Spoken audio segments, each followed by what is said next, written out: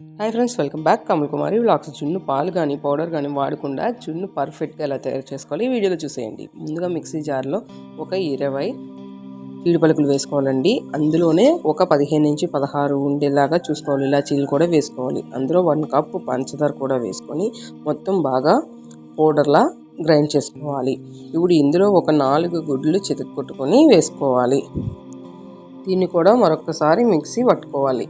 Mixie పట్టుకున్న దాంట్లోనే మనం పంచదార ఏ కప్తో అయితే వేసామో అదే కప్తో 2 కప్పుల పాలు కూడా పోసుకోవాలి. అది ఒక్కసారి గ్రైండ్ చేసి ఒక బౌల్లో కానీ లేదా కేక్ చేసే గిన్నెలో కానీ వేసుకొని కొంచెం మిరియాల పొడి 1/2 టీ స్పూన్ వేసి మొత్తం బాగా కలుపుకోవాలి.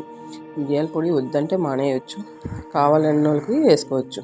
ఇప్పుడు మనం మూత పెట్టేసుకొని దానిపైన ఒక బౌల్ పెట్టుకొని అందులో వాటర్ పోసుకొని వాటర్ హీట్ అయ్యేటప్పుడు ఈ గిన్నెతో అందులో పెట్టేయాలి. అందరికీ తెలిసిందే కదండి, జున్ను ఎలా పెడతామో అలా పెట్టేసుకొని ఖచ్చితంగా హాఫ్ అన్ అవర్ లో ఫ్లేమ్లో పెట్టి ఉడకనివ్వాలి. హాఫ్ అన్ అవర్ తర్వాత ఇలా రెడీ అవుతుందండి. కొంచెం లూజ్గా ఉందని ఏం కంగారు పడవసరం లేదు, అది ఫ్రిడ్జ్లో పెడితే టైట్గా అయిపోతుంది. ఇప్పుడు మనం ఒక ప్లేట్ తీసుకొని ప్లేట్లో వేసేసుకోవాలి. చూసారు కదా, ఇది వేడివేడిగా కట్ చేస్తున్నాను, అందువల్ల ఇలా ఉంది.